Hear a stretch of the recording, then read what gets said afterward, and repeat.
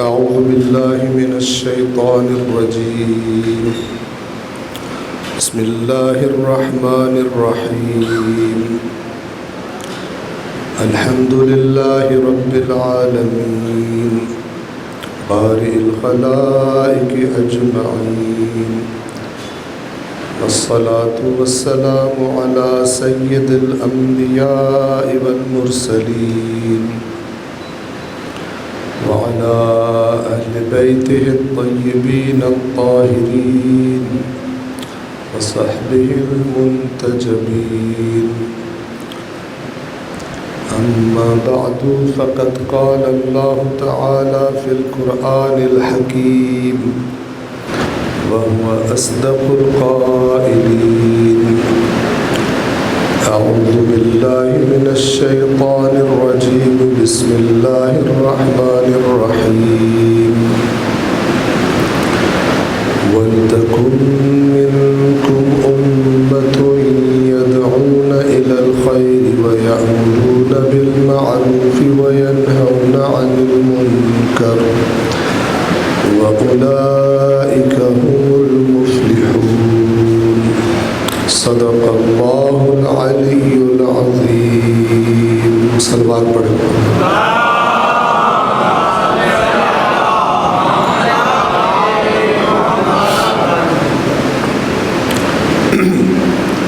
سورہ مبارکہ آل عمران کی ایک آیت کریمہ سے ہم نے اپنے کلام کا آغاز کیا. سب سے پہلے اللہ تبارک و تعالیٰ کا ہمیں شکر گزار ہونا چاہیے اس نعمت عظمیٰ پر کہ جو اللہ تبارک و تعالیٰ نے ہمیں عطا فرمائی ہے. اس دنیا میں بہت سارے لوگ ہیں جنہیں یہ عطا نہیں ہوئی، اور وہ نعمت ہے محبت اور مودت محمد و آل محمد علیہ الصلاۃ والسلام.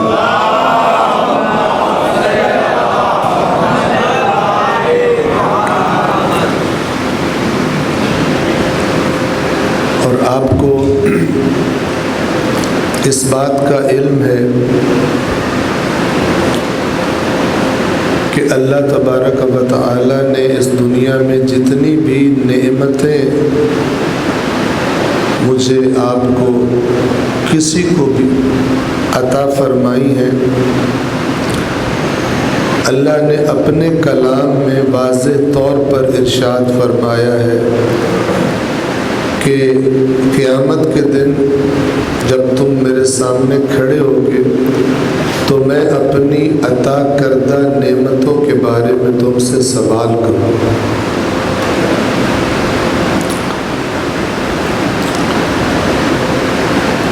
اب یہاں پر تھوڑی سی ایک بات سمجھنے والی ہے آگے چلنے سے پہلے. ایک مختصر سی آخری قرآن کے جز میں سورہ ہے، سورۃ التکاثر. الہاکم التکاثر حتی زرتم المقابر کلا سوف تعلمون ثم کلا سوف تعلمون کلا لو تعلمون علم الیقین لترون الجحیم. پچھلی آیات کا ترجمہ چھوڑ رہا ہوں. آخر میں اللہ فرماتا ہے یہ ساری باتیں کر کے کہ تم ضرور جہنم کو دیکھو گے. لَتَرَوُنَّ الْجَحِيمَ، تم سارے کے سارے ضرور جہنم کو دیکھو گے. ثُمَّ لَتَرَوُنَّهَا عَيْنَ الْيَقِينِ، عین الیقین سے تم یعنی بالکل اپنے سامنے سارے شک دور ہو جائیں گے. یہ موقع تم پر، یہ وقت تم سب پر آئے گا. پھر اس کے بعد آخری آیت ہے اس سورہ مبارکہ کی. آخری آیت کیا ہے؟ ثم، پھر، یعنی جب یہ موقع ہوگا، جہنم سامنے ہوگی، ثم لتسألن، پھر تم سے ضرور بالضرور سوال کیا جائے گا. ثم، پھر، لتسألن، 3 تاکیدیں ہیں اس کلمے میں، اس لفظ میں. اگر میں اردو میں اس کا صحیح ترجمہ کرنا چاہوں تو 3 دفعہ مجھے کہنا پڑے گا، ضرور ضرور ضرور تم سے سوال کیا جائے گا. یومئذ، اس دن، جس دن تم دیکھو گے جہنم کو، اس دن تم سے ضرور سوال کیا جائے گا. یومئذ، کس کے بارے میں؟ عن النعیم، اللہ کی نعمتوں کے بارے میں، کہ جو اللہ نے عطا کی تھی ان کے ساتھ کیا کر کے آئے. جتنی بڑی نعمت اتنا بڑا سوال.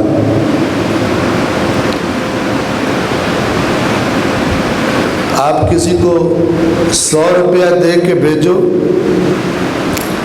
واپسی پر 100 کا ہی حساب مانگو گے نا اس میں. اور کسی کو 1,00,000 دے کر بھیجو، اس سے کہو گے تجھے 1,00,000 دیا، حساب دے.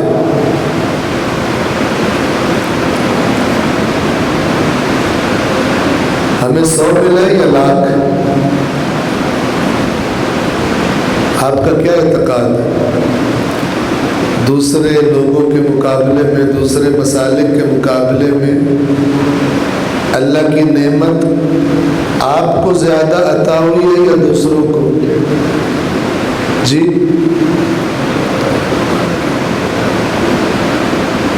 تو پھر سوال کس سے زیادہ ہونا چاہیے؟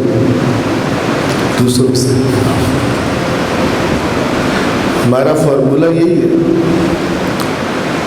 کہ دیا اللہ نے ہمیں زیادہ ہے، لیکن تفتیش دوسروں سے زیادہ کرے. ہمیں کنسیشن چاہیے.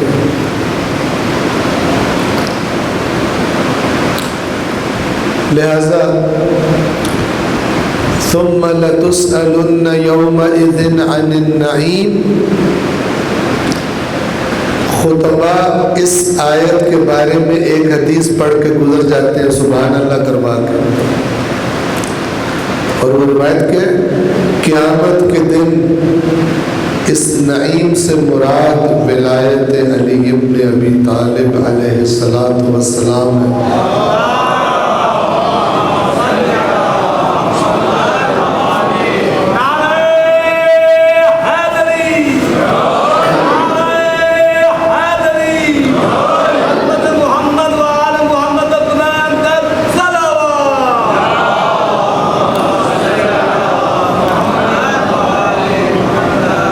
اس روایت کو جب بیان کرتے ہیں تو وہی ہوتا ہے جو ابھی ہوا، نعرہ شارہ لگتا ہے، سبحان اللہ لبا ہوتا ہے.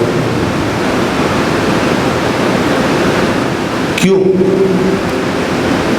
اس لیے کہ سمجھتے ہیں کہ یہ حدیث دوسروں کے خلاف ہے. جب اللہ پوچھے گا ہاں بھائی ولایت علی، وہ کہیں گے ہم نے نہیں مانی، چلو جنت، اور ہم جنت نہیں. جنہوں نے نہیں مانی ان سے یہ پوچھا جائے گا کیوں نہیں مانی، اور جو کہتے تھے مانی ان سے پوچھا جائے گا کیا مانی.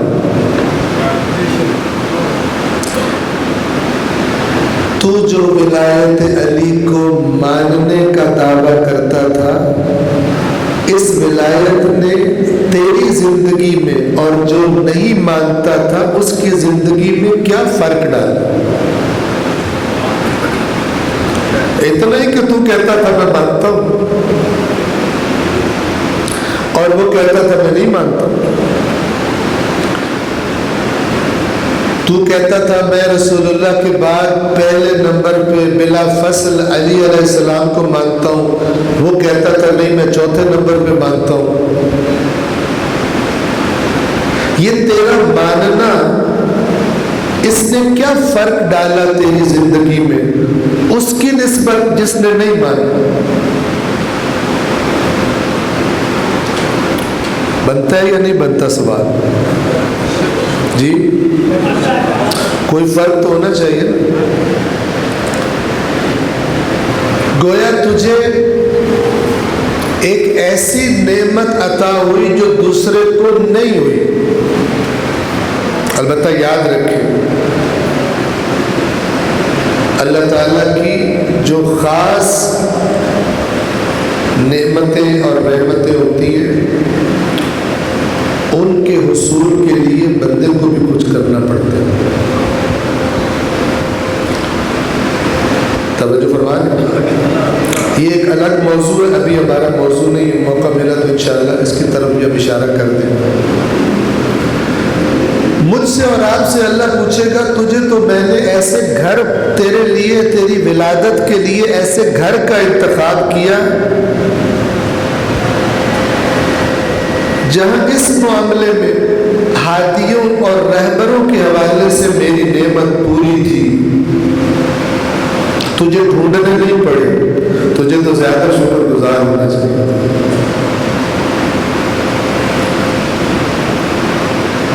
یہ میری عطا تھی, میں نے انتخاب کیا تو نے کس گھر میں پیدا ہونا ہے, اس نے کس گھر میں پیدا ہونا ہے. تو نے میری اس عطا کی قدردانی کی یا نہیں کی؟ کیا فرق پڑا تیری زندگی میں؟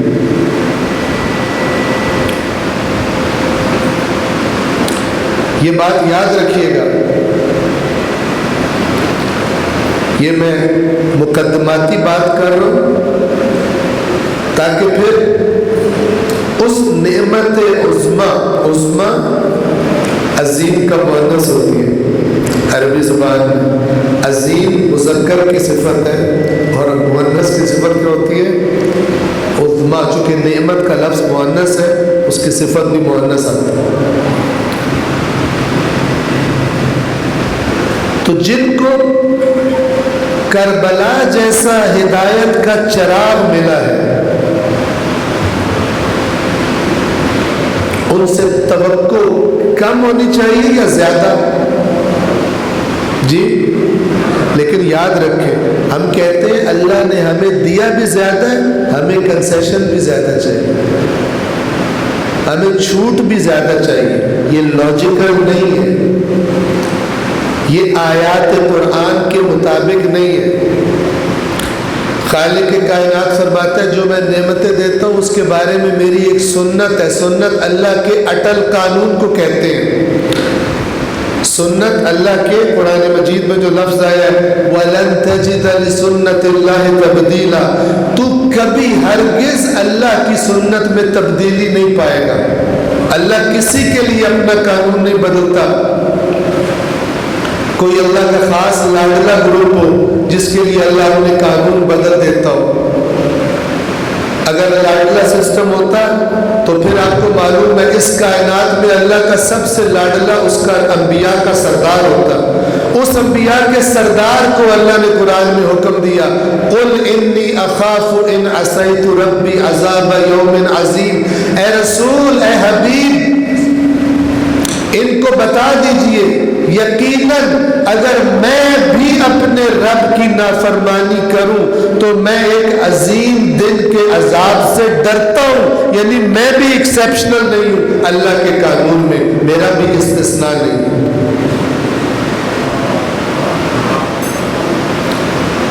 آیت قرآن اور قرآن میں چند جگہ پر ریپیٹ ہوئی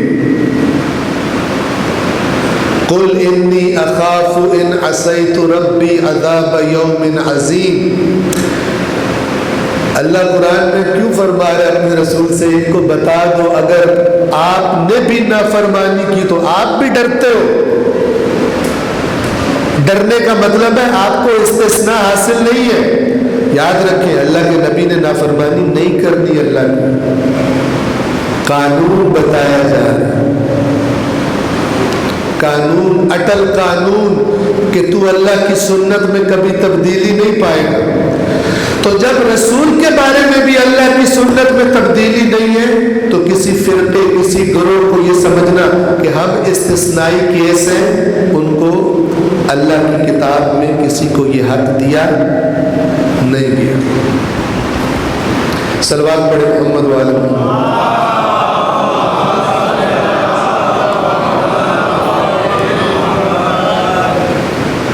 علماء کرام کی صحت و سلامتی کے لیے ایک مرتبہ پھر صلوات پڑھیے محمد والے۔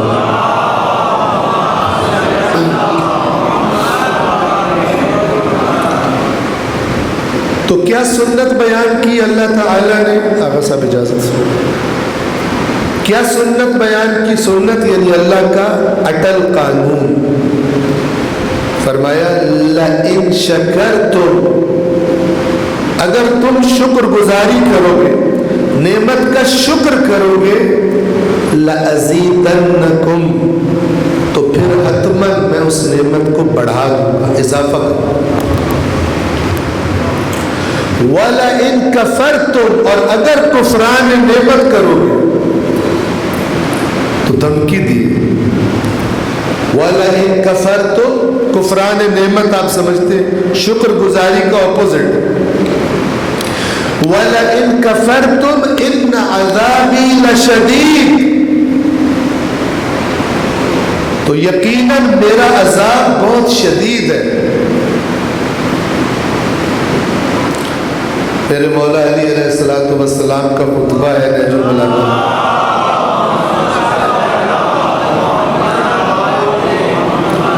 جس میں مولا فرماتے ہیں کہ تمہارے بدن میں کانٹا چبھے تو برداشت نہیں کرتے ہو، جہنم کی آگ کیسے برداشت کرو؟ چلتے چلتے کہیں ننگے پاؤں چل رہے ہو، پاؤں میں کوئی نوکیلا پتھر، کوئی کانٹا چبھ جائے، آئی کی آواز نکلتی، فوراً لگنانا شروع ہو جاتا ہے بندہ، جب تک کہ اس کو نکال لے۔ بدن تو ایسا ہے۔ تو مولا فرماتے ہیں جو کانٹا نہیں برداشت کرتا وہ جہنم کی آگ کیسے برداشت کرے؟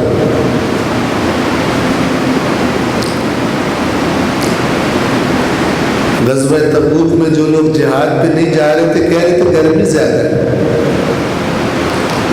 تو اللہ نے بڑا خوبصورت جواب دیا، اے رسول ان سے کہو جہنم کی گرمی اس سے اور زیادہ۔ اگر واقعی تم سے گرمی برداشت نہیں ہو رہی یہ والی، تو جہنم کی گرمی کیسے برداشت کرو؟ قُلْ نَارُ جَهَنَّمَ أَشَدُّ حَرًّا، جہنم کی آگ اس سے زیادہ گرم ہے، بھول گئے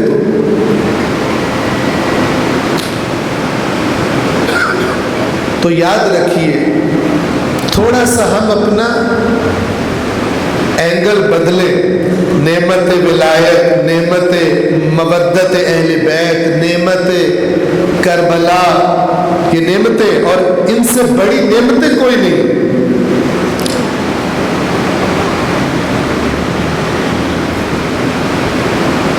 تو نعمت کے بارے میں پروردگار کا قانون کیا ہے؟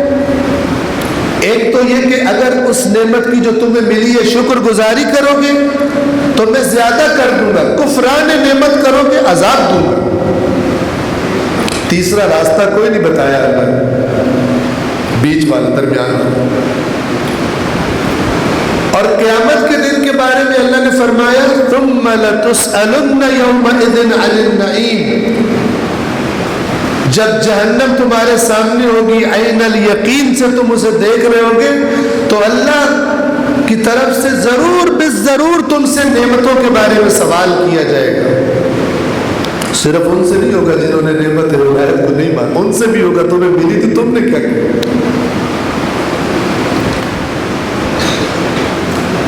ان کو نہیں دیے تھے یہ پیسے، تمہیں تو دیے تھے، تم نے کیا کمائی کی اس سے؟ زیر سایہ ولایت علی ابن ابی طالب زندگی کیسی گزاری ہے تم نے؟ ولایت کا مطلب کیا ہوتا ہے؟ سادہ سادہ مطلب ہے ولایت کا، سمپل لفظوں میں بتاؤں، ولایت کا معنی یہ نہیں ہوتا کہ زبان سے کہیں کہ ہم ولایت کے ماننے والے ہیں۔ ولایت کا معنی ہوتا ہے ہم اطاعت کرنے والے ہیں اہل بیت کے۔ دو معنی ہے نا ولایت کے، ایک معنی میں ہمارا اور اہل سنت بھائیوں کا اتفاق ہے، محبت والے معنی، یہاں بھی یہ بات مسلم ہے کہ اہل بیت رسول سے محبت جزو ایمان ہے. جو اہل بیت رسول کے ساتھ محبت نہیں رکھتا اس کے ایمان میں گڑبڑ ہے. ان کے ہاں مسلم روایات موجود ہیں. توجہ فرما رہے ہیں. لیکن ہم یہ کہتے ہیں کہ بھائی یہ والی ولایت نہیں ہے، بلکہ ولایت اہل بیت کا مطلب یہ ہے کہ رسول کے بعد ان کی اطاعت کی جائے گی. رسول کی ذات اقدس کے بعد دین کا مرکز اور محور اہل بیت رسول ہے، دوسرے نہیں ہے. اور یہی معنی ہے کہ اللہ کے نبی نے فرمایا میں تمہارے درمیان دو چیزیں چھوڑ کے جا رہا ہوں، کسی تیسری چیز کا نام نہیں دیا. کتاب اللہ و عطرتی اہل بیتی. تو لہذا ہم ذرا اپنی توجہ درست کریں. ہم یہ نہ سمجھیں کہ نعمت بھی ہمیں ملی ہے اور کنسیشن بھی زیادہ ہمیں ہی ملنی چاہیے. جس کو زیادہ سرمایہ ملا ہے اس سے حساب بھی منطقی طور پر لاجیکلی زیادہ مانگنا چاہیے. توجہ فرمائیں. صلوات پڑھ دیں محمد والے.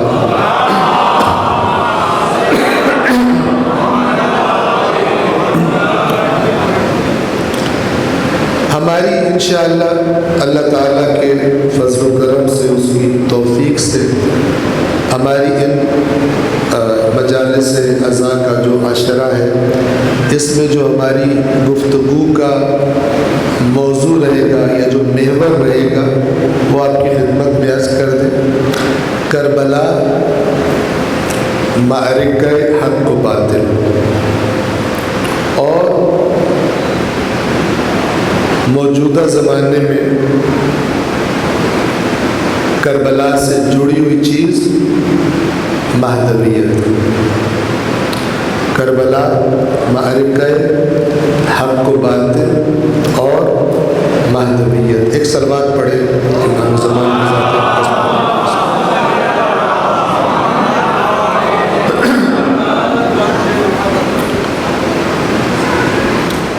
سورہ آل عمران کی ایک آیت کریمہ میں نے آپ کی خدمت میں تلاوت کی. خالق ارشاد فرماتا ہے وَلْتَكُمْ مِنْكُمْ أُمَّةٌ. تم میں سے ایک گروہ ہونا چاہیے. یہ جو امت کا لفظ ہے یہ جب کسی جملے میں استعمال ہوتا ہے تو اس استعمال کی وجہ سے اپنے معنی میں تھوڑی بہت تبدیلی لاتا ہے. اللہ تعالیٰ مسلمانوں سے خطاب کر کے کہ جو خود رسول پاک کی امت ہے، توجہ فرمائیں، خود رسول اللہ کی امت ہے، انہیں کہہ رہے فرما رہے تم میں سے ایک ایسی امت ہونی چاہیے، یعنی ایک تمہارے اندر ایک ایسی جماعت ہونی چاہیے ذمہ دار لوگوں کی، جو سنجیدہ ہوں اپنے دین کے بارے میں، اللہ کی طرف سے ملی ہوئی اس نعمت کے بارے میں. وہ امت کیا کرتی ہو؟ یدعون الی الخیر، خیر کی طرف، بھلائی کی طرف دعوت.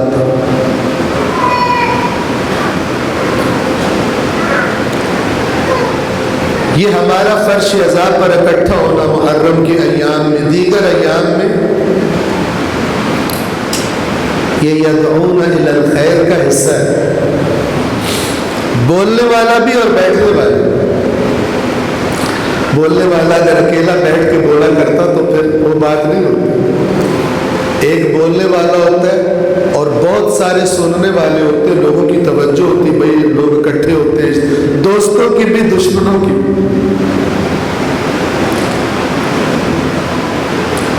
لیکن اللہ کے حکم پہ غور فرمائیں، وَلْتَكُنْ، ہونی چاہیے، بن جائے، ہو جائے، منکم تم میں سے امتن ایک ایسی امت, ایک ایسی جماعت جو یہ ذمہ داری اپنے اوپر لے لے, یدعون الی الخیر, خیر کی طرف, بھلائی کی طرف دعوت دے, وَيَأْمُرُونَ بِالْمَعْرُوفِ, نیکی کا حکم دے. صرف منتوں ترنوں سے کام نہ چلائیں. توجہ فرما رہے. ہاں, آغاز نرمی سے ہی ہوتا ہے, لیکن اگلے سٹیپس بھی ہوتے ہیں. یعنی ہم و غم یہ ہو کہ معاشرے میں نیکی نظر آئے. معاشرے کا ماحول, جب کوئی باہر سے آ کر معاشرے کو دیکھے کہے نیک لوگوں کا معاشرہ ہے, نہ کہ فسق و فجور سے بھرا ہوا معاشرہ. یأمرون بالمعروف, امر بالمعروف کرتے ہو, وَيَنْهَوْنَ عَنِ الْمُنْكَرِ, اور برائیوں سے روکتے. یہ تم میں جماعت ہونی چاہیے. اب اگلی بات سن, فرمایا وَأُولَٰئِكَ هُمُ الْمُفْلِحُونَ, اور یہی لوگ فلاح پانے والے,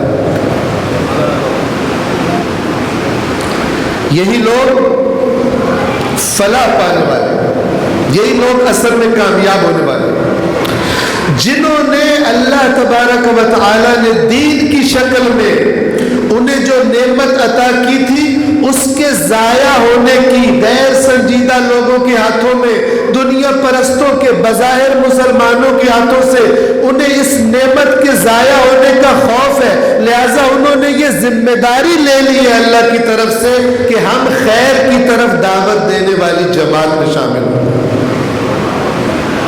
ہم یہ نہیں کہیں گے, اگر کوئی ہمیں کہے گا معاشرے میں یہ خرابی ہو گئی, ہم کہیں گے انہوں نے اپنی قبر میں جانا ہے, ہم نے اپنی قبر میں جانا ہے, ہم نے تو علی علی کر کے نکل جانا ہے, جاتے ہیں جہنم میں جانا. نہیں کہیں گے.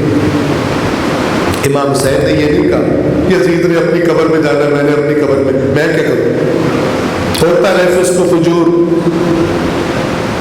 فرمایا امام حسین نے؟ نہیں فرمایا. امام حسین کی یاد کے لیے ہم اکٹھے ہوئے.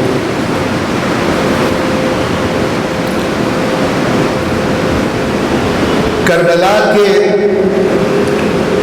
واقعے, کربلا کے عظیم قیام کی یاد کے لیے ہم اکٹھے ہوئے,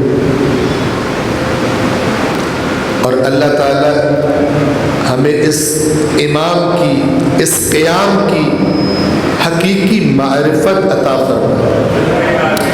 اپنی ان دنیاوی آرزوؤں اور دنیاوی پلاننگ, میں نے موٹر سائیکل خریدنی ہے, پھر میں نے گاڑی خریدنی ہے, پھر میں نے یہ والا کام کرنا ہے, پھر میں نے وہاں گھر بنانا ہے, پھر میں نے نوکری یہاں لگنی ہے, پھر یہ ہونا ہے, پھر میں نے یہ, اس دنیا سے نکل کر امام حسین کی دنیا دیکھنے کی توفیق عطا فرمائے. مراد یہ نہیں ہے کہ یہ کام چھوڑ دے دے. توجہ فرما رہے ہیں. رزق حلال کے لیے تگ و دو کرنا, اس کو دین نے جہاد کہا ہے. البتہ رزق حلال کے لیے, حرام کے لیے نہیں.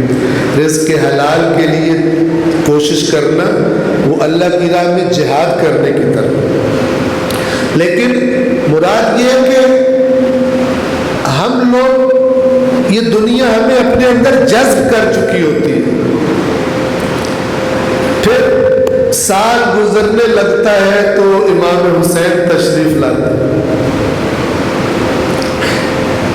کہتے ہیں تھوڑی دیر کے لیے دنیا کی, اپنی دنیا کی طرف سے توجہ ہٹاؤ, مجھے تمہارا کچھ ٹائم چاہیے.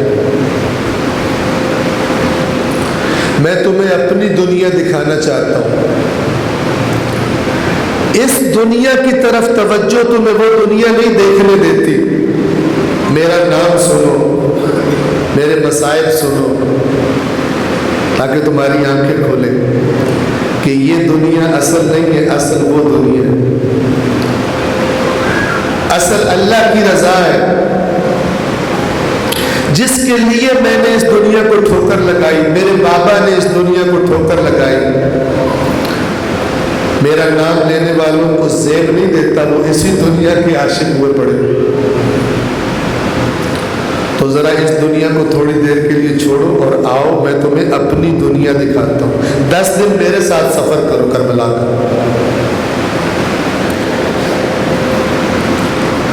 دیکھو کہ یہ دنیا بعض اوقات اللہ کے پیارے ترین بندوں کے ساتھ کتنی برائی کرتی ہے، کتنا ظلم کرتی ہے۔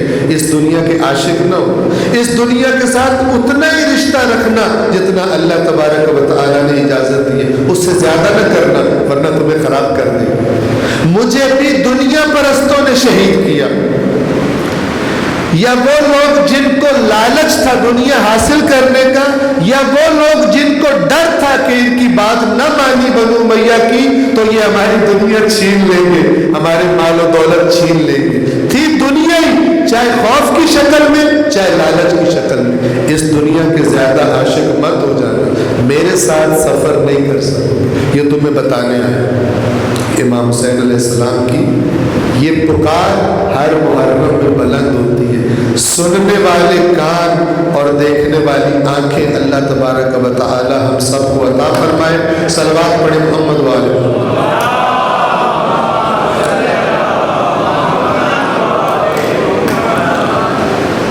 تو فرمایا تم میں سے ایک جماعت ایسی ہونی چاہیے جو خیر کی بھلائی کی طرف دعوت دیتی ہو، امر بالمعروف کرتی ہو، نہی عن المنکر کرتی ہو، وَأُولَٰئِکَ هُمُ الْمُفْلِحُونَ، اور اللہ تعالیٰ فرما رہے اور یہی لوگ فلاح پانے والے۔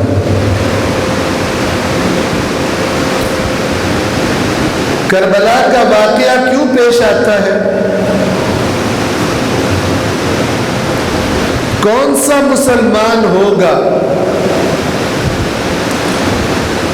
جس کو نہیں معلوم تھا اس زمانے میں حسین کا رسول اللہ کے ساتھ، جس رسول کا وہ کلمہ پڑھتا ہے، حسین علیہ السلام کا اس رسول کے ساتھ کیا رشتہ ہے؟ کس کو نہیں پتا؟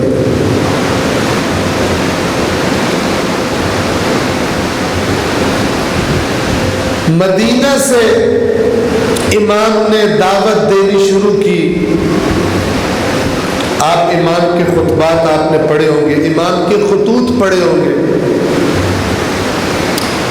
کوفہ والوں نے خط لکھے، امام نے ان کو خط لکھے۔ بصرہ والوں کو امام حسین علیہ السلام نے خط لکھا۔ ان خطوط میں امام نے کیا بات کی ہے؟ تمام علامہ، تمام مولانا، تمام خطیبوں کو سننے سے پہلے خود امام حسین کے کلام کو دیکھ لیں، ورنہ خطیب ایک ماہر وکیل کی طرح ہوتا ہے، وہ بات کو ایسے گھماتا ہے کہ آپ کو کانوں کان خبر نہیں ہو۔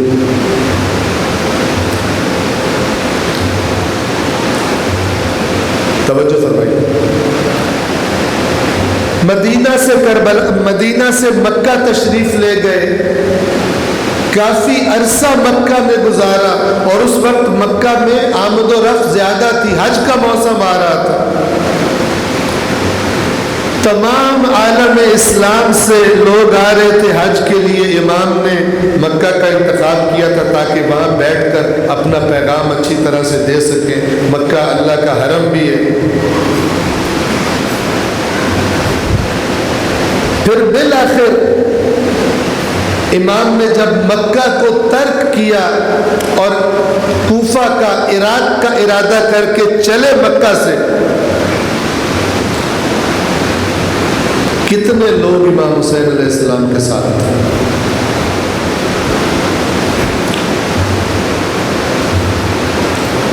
یاد رکھیے گا، عقیدت مند بہت تھے، ساتھ چلنے والے نہیں، دعائیں لینے والے، بوسہ لینے والے ہاتھوں کا، پیشانی کا، سینے کا، امام حسین کے بوسہ لینے والے، یہ کم نہیں تھے۔ جو کم تھے وہ حسین کے ساتھ چلنے والے تھے۔ عقیدت بھی بہت ہے امام حسین سے، لیکن امام حسین کو الٹا سمجھا رہے ہوتے تھے، زیادہ سیانے تھے امام حسین سے۔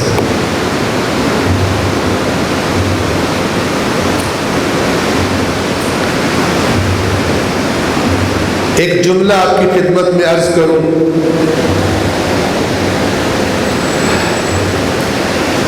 شہید رہبر معظم انقلاب آیت اللہ علی حسینی خامنائی، ان کا جملہ، ان کے بہت سارے بیانات ہیں۔ یہ وہ گروہ ہے جنہوں نے کربلا کے ساتھ حقیقت میں اپنی روحیں جوڑ دی تھی، اور دنیا نے دیکھ لیا کہ انہوں نے کیا کیا۔ ایک انسان ایک اتنے بڑے ملک کی جس کے پاس بے تحاشا تیل کی دولت ہے، اس کی سب سے زیادہ اقتدار والی کرسی پر لائف ٹائم کے لیے بیٹھا ہے، لیکن شہادت کا طلبگار ہے۔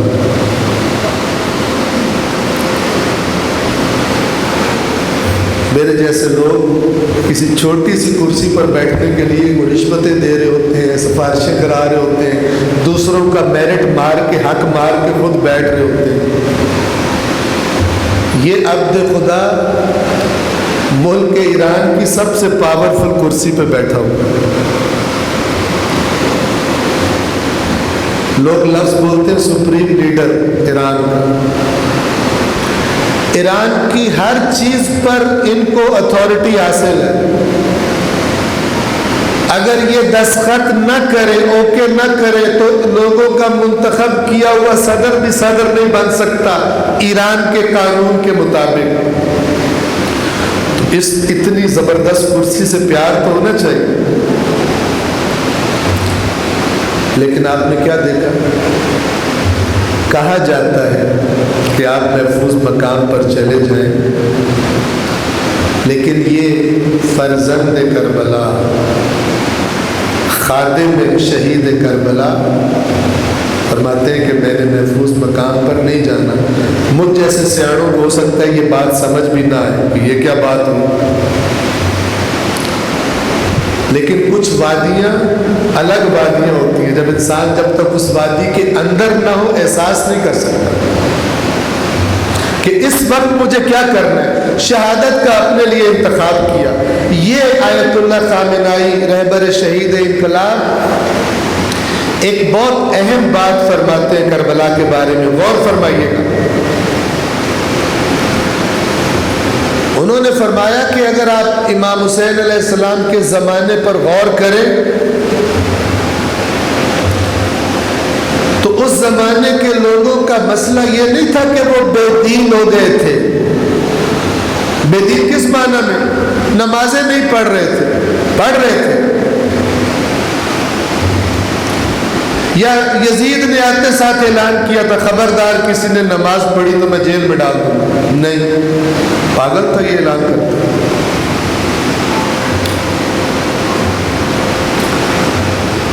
نمازیں پڑھ رہے تھے، رمضان کے روزے رکھ رہے تھے۔ تو رہبر نے فرمایا کہ اس زمانے کے لوگوں کا یہ مسئلہ نہیں تھا کہ وہ بے دین ہو گئے تھے اس معنی میں کہ اسلام کے جو احکامات ہیں ان پر عمل نہیں کر رہے تھے۔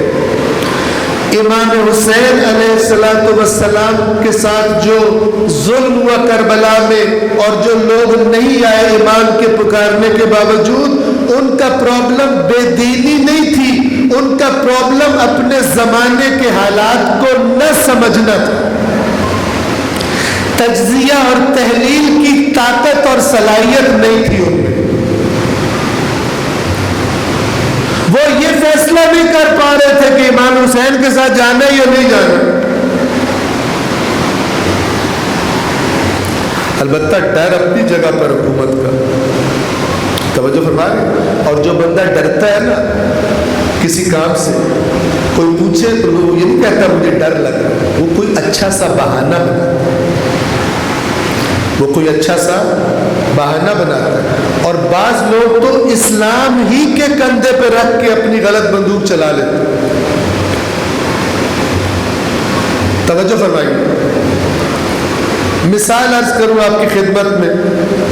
وقت تمام ہونے کی طرف ہے آج کل، اسی پر اکتفا کروں گا۔ لوگ کیا کرتے ہیں جب کوئی کام کرنے کا دل نہیں ہوتا؟ آج اگر کچھ لوگوں کا دل نہ کرے کہ امام حسین علیہ السلام نے جو قربانی دی ہے، جو سختیاں برداشت کی ہیں، میرا اس طرف جانے کا موڈ ہی نہیں ہے، تو وہ آہستہ آہستہ کہتا ہے کوئی کربلا کی ایسی ڈیفینیشن کر کے دو کہ میری زندگی کی سیٹنگز کے ساتھ اس کی سیٹنگ بھی بن جائے، کوئی ایسا راستہ مجھے دکھاؤ کہ امام حسین سے میرا لنک بھی رہے اور وہ جو اتنی ٹینشنز ہیں وہ بھی مجھے نہ لینی پڑے۔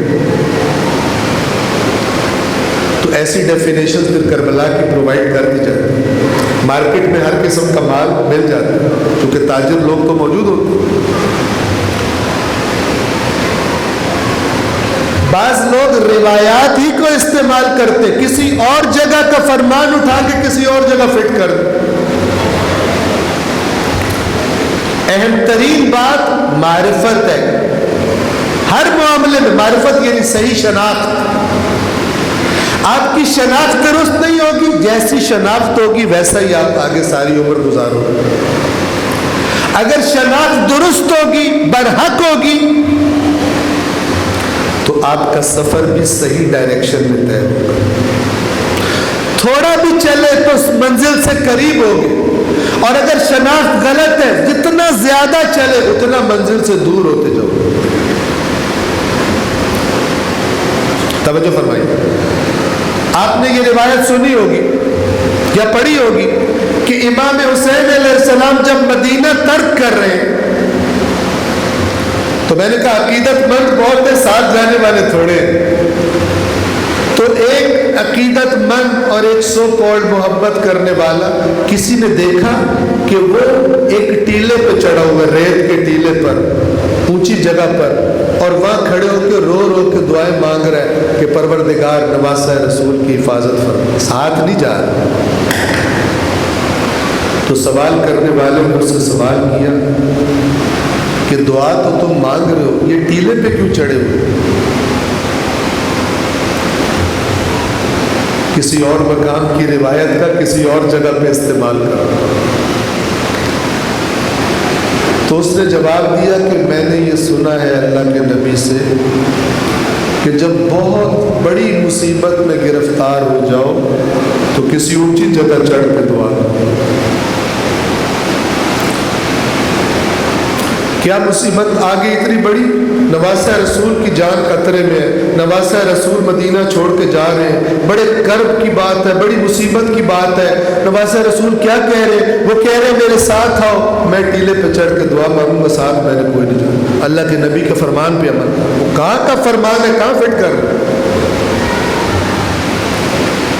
یہ ایسا ہی ہے کہ اللہ کے نبی فرمائیں چلو بھائی تیاری کرو غزوہ تبوک پہ جانا ہے، اور کوئی بندہ رسول پاک سے کہے یا رسول اللہ آپ نے فرمایا تھا جو فلانی تسبیح پڑھے گا اس کو 70 مجاہدوں کا ثواب ملے گا، آپ کے ساتھ جاؤں گا تو 1 مجاہد کا ثواب ملے گا، میں گھر میں تسبیح پڑھ کے 70 مجاہدوں کا ثواب لیتا ہوں، میں زیادہ سے آڑا ہوں، 70 لعنتیں ملے گی، 70 مجاہدوں کا ثواب نہیں ملے گا۔ ہر جگہ کا، ہر فرمان کا ایک مقام ہوتا ہے۔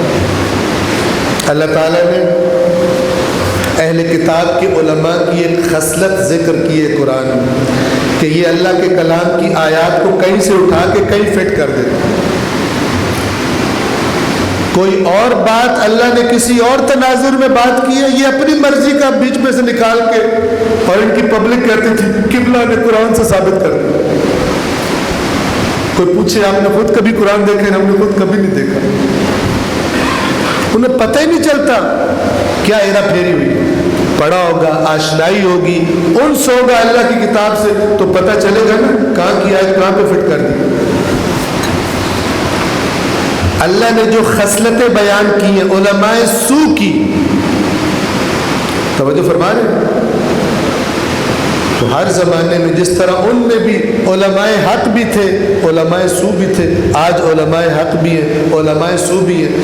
کسی سے سننے سے پہلے اللہ تعالیٰ کی اپنی کتاب اور اہل بیت اطہار کے فرامین میں جو شناخت کے معیار دیے گئے ہیں ان سے آشنائی کی ہم کوشش کریں۔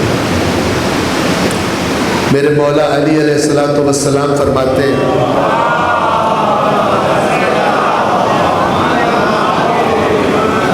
اور کتنی بنیادی ترین بات ہے، وہ علی جس کو رسول نے معیار حق قرار دیا، علی مع الحق والحق مع علی، کبھی فرمایا علی مع القرآن، ایک ہی بات ہے، قرآن حق دو چیزیں نہیں، البتہ تین چیزیں نہیں ہیں، علی حق قرآن، توجہ فرما رہے ہیں، فرمایا علی مع القرآن والقرآن مع علی،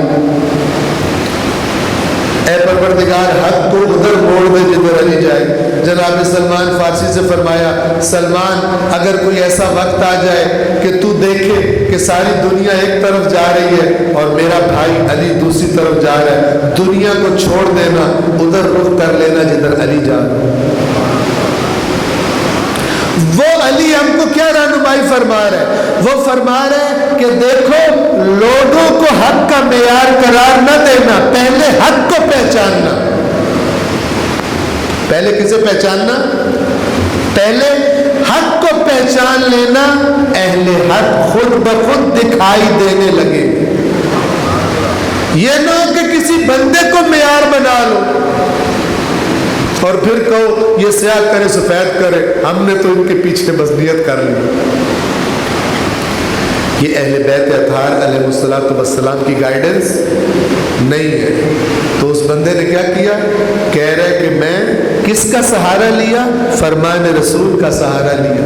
کس کام کے لیے؟ اس وقت جو فریضہ بنتا تھا اس سے جان چھڑانے کے لیے، چونکہ ان کی ناکیں یہ خوشبو سونگھ رہی تھی کہ اس وقت حسین کے ساتھ جانے سے لڈو نہیں ملیں گے، نہ ہی کوئی ٹھنڈی ہوائیں آئیں گی، بلکہ تلواریں چلیں گی، نیزے کھانے پڑیں گے، اور وہ کھانے کا موڈ ہمارا نہیں بن رہا تھا۔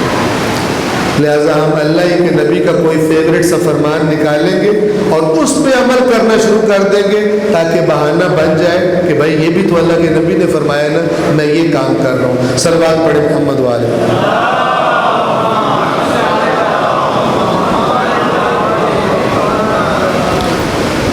آج کی اپنی عرائض یہیں پہ تمام کرتا ہوں۔ پہلی محرم الحرام تھی، کربلا کے پہلے شہید کا ذکر کر دوں۔ کربلا کا پہلا شہید وہ ہے جو کربلا میں شہید نہیں ہوا، سفیر حسین مسلم ابن عقیل۔ کیا مقام ہے جناب مسلم کا،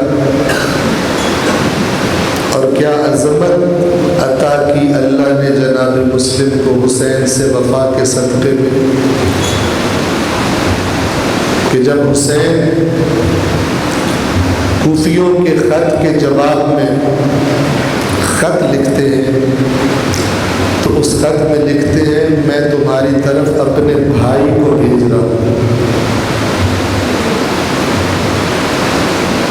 اپنے چچا کے بیٹے کو بھیج رہا ہوں، اور پھر ایک لفظ استعمال کیا وثیقتی، اور میں اس کو بھیج رہا ہوں جس پر حسین کو اعتماد ہے، یعنی مسلم ابن عقیل کو تمہاری طرف بھیج رہا ہوں۔ اگر مسلم نے جو باتیں تم نے خطوں میں لکھی ہیں مجھے، اگر مسلم نے وہاں پہنچ کر ان باتوں کی تصدیق کر دی تو ان قریب حسین ابن علی تمہارے پاس آ جائے۔ جناب مسلم کو بھیجا، عرض کر رہا تھا عظمت جناب مسلم دیکھیے، کربلا میں شہید نہیں ہوئے، کوفہ میں شہید ہوئے، 10ویں محرم سے پہلے شہید ہوئے، لیکن حسین جب تنہا رہ گئے نا عصر عاشور، جب سارے قریبی اصحاب اولاد جو شہادتیں ہونی تھی ہو گئی، حسین نے خود میدان میں جانے کی تیاری کی۔ جب آخری الوداع کر کے میرا مولا حسین خیموں سے نکلا نا تو ایک ٹیلے پر ایک بلند مقام پر گئے, دائیں اور بائیں طرف نگاہ دوڑائی, اپنے پیاروں کی لاشیں دیکھی تو کچھ لوگوں کو نام سے پکارا. قربان میری جان فدا ہو مسلم ابن عقیل کی عظمت پر. سب سے پہلا نام جو حسین ابن علی کی زبان پر آیا, فرمایا این این مسلم ابن عقیل, کہاں ہو اے مسلم ابن عقیل.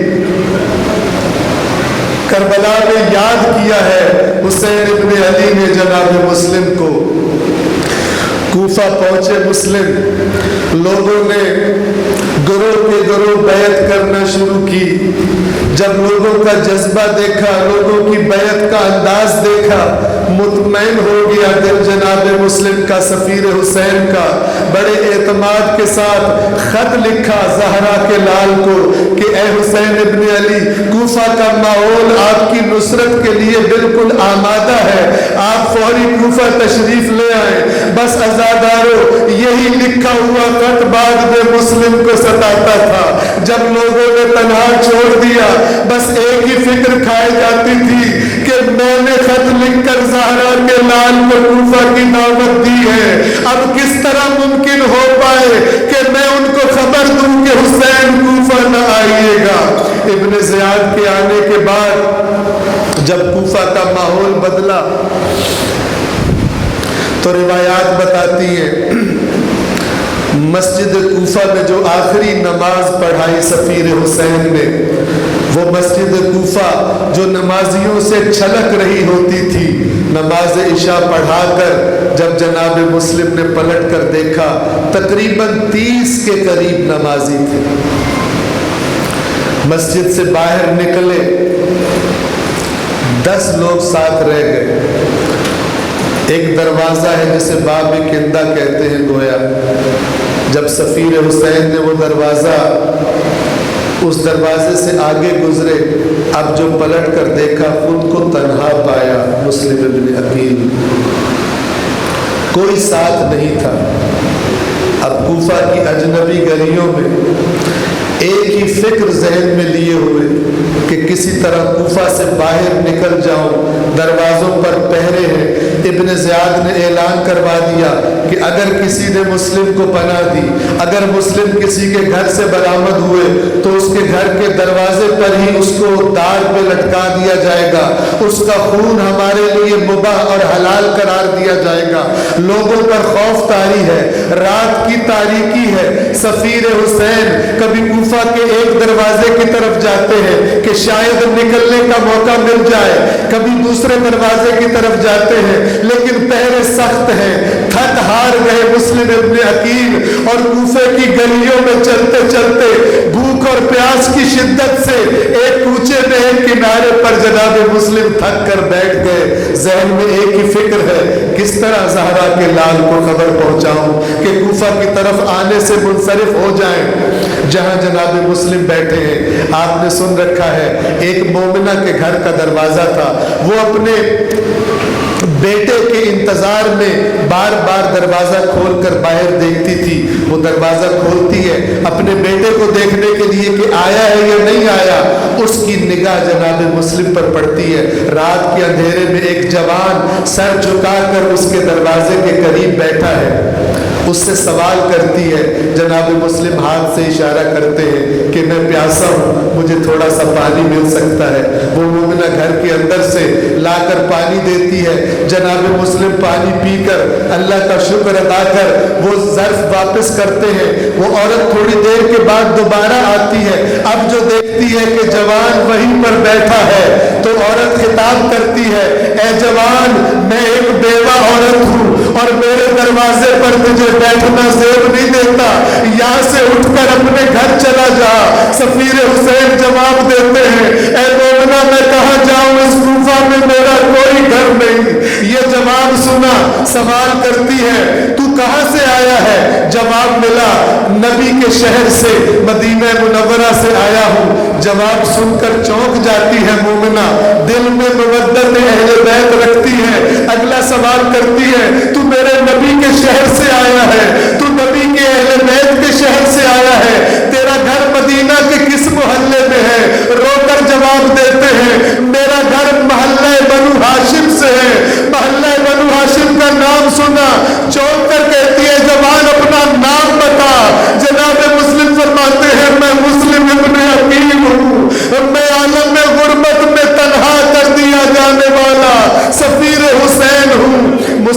नाम सुना, मोमिना ने घर का दरवाजा खोला, अपने रवैये की माफी तलब की, मुस्लिम को घर के अंदर लेकर आती है, अपने कमरे को आमादा करती है, खाने का एहतमाम करने लगती है। जनाब मुस्लिम फरमाते हैं, ऐ मोमिना, मुझे लगता है मेरी जिंदगी की आखिरी रात है, बस मुझे मुसल्ला ला कर दे दे ताकि आज की रात जी भर के अपने रब की इबादत करूं। कितनी शबाहत है ना। जब शब आशूर आई थी, मेरे मौला हुसैन ने हजरत अब्बास से फरमाया था, अब्बास नशकिया से एक रात की मोहलत ले लो, मैं आज की रात कल की शहादत से पहले आज की रात जी भर के अपने अल्लाह से मुनाजात करना चाहता हूँ, इबादत परवरदिगार करना चाहता हूँ, तिलावत कलाम खुदा करना चाहता हूँ। सफीर हुसैन भी इसी ख्वाहिश का इजहार कर रहे हैं। उस मोमिना ने मुसल्ला ला कर दिया। मुख्तसर करूँ अपनी बात को, वक्त तमाम है। सुबह तक जनाब मुस्लिम इबादत में मशगूल है। जब सुबह का वक्त करीब आया, थोड़ी देर के लिए जनाब मुस्लिम को ऊँग आती है, आंख लगती है, कोई ऐसा ख्वाब देखा कि आंखें खोल दी और जुबान से इन्ना लिल्लाहि व इन्ना इलैहि राजिऊन का कलमा निकलता है। उस मोमिना ने सुना, कमरे के अंदर आई, सवाल किया, आपने कलमा इस्तिरजा क्यों पढ़ा? जनाब मुस्लिम जवाब देते हैं, ऐ मोमिना, अभी अभी मैंने ख्वाब में अपने मौला अली को देखा है, मुझसे फरमा रहे थे, मुस्लिम अला जल, ऐ मुस्लिम जल्दी से हमारे पास आ जाओ। बस मैं समझ गया आज मेरी जिंदगी का आखिरी दिन है। अभी ये गुफ्तगू जारी है कि बाहर से घोड़ों की टापों की आवाज आती है। बस अज़ादारो, जनाब मुस्लिम ने बाहर निकलने का इरादा किया। वो मोमिना कहती है, आप बाहर ना निकलिए, घर के अंदर आप महफूज हैं, बाहर खतरा है। लेकिन गैरत हाशमी ने क्या जवाब दिया? जनाब मुस्लिम ने फरमाया, ऐ मोमिना, मुझे ये गवारा नहीं कि मेरी वजह से आपकी तौहीन हो जाए, आपकी हद के हुर्मत हो जाए। बस मुस्लिम की खिदमत में अर्ज करूं, आप एक मोमिना की हद के हुर्मत बर्दाश्त नहीं कर सकते, लेकिन शाम गरीबा में आप मौजूद न होंगे जब आले रसूल के खेमों पर गारत की जाएगी। मुस्लिम घर से बाहर निकलते हैं, जिहाद का आगाज करते हैं, बहुत सारों को जहन्नम का रास्ता दिखाया, और सिपाही तलब किए गए, और सिपाही तलब किए गए, और आखिरकार सफीर हुसैन को धोखे से अमान का वादा करके गिरफ्तार किया जाता है। गिरफ्तार करके लेके चले दारुल इमारा की तरफ, इब्न ज़ियाद के सामने पेश किया गया।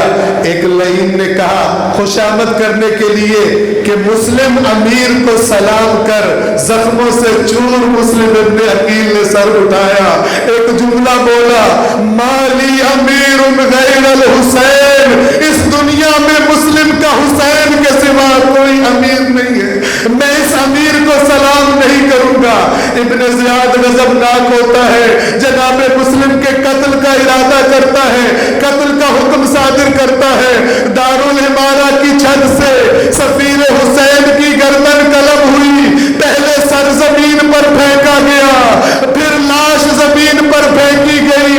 एक दफा रिवायात ने बताया कि शहादत से पहले जब गर्दन कलम होने वाली थी, एक दफा जनाब मुस्लिम ने रुख किया मक्का की तरफ, जिस तरफ से हुसैन कूफा की तरफ आ रहे हैं, एक आखिरी सलाम किया, अस्सलामु अलैका या अबा अब्दुल्लाह, ऐ ज़हरा के लाल मुस्लिम का आखिरी सलाम। कूफा से आते हुए दो अफराद मौला हुसैन इब्न अली को खबर देते हैं। हुसैन बेकरार थे, अपने साथियों को हुक्म दिया जो भी कूफा से आ रहे हो उनसे मुझे कूफा मेरी मुलाकात करवाओ। दो अफराद को लाया गया। इमाम हुसैन ने सवाल किया कि तुम कूफा से आ रहे हो? दोनों ने जवाब दिया हम कूफा से आ रहे हैं, मुझे कूफा के हालात बताओ। उन्होंने कहा सबके सामने नहीं बताना चाहते, आप कुछ किनारे पर आइए। हुसैन अलग हुए, दोनों ने कहा हम सबके सामने नहीं बताना चाहते थे, हम जब कूफा से निकल रहे थे हमने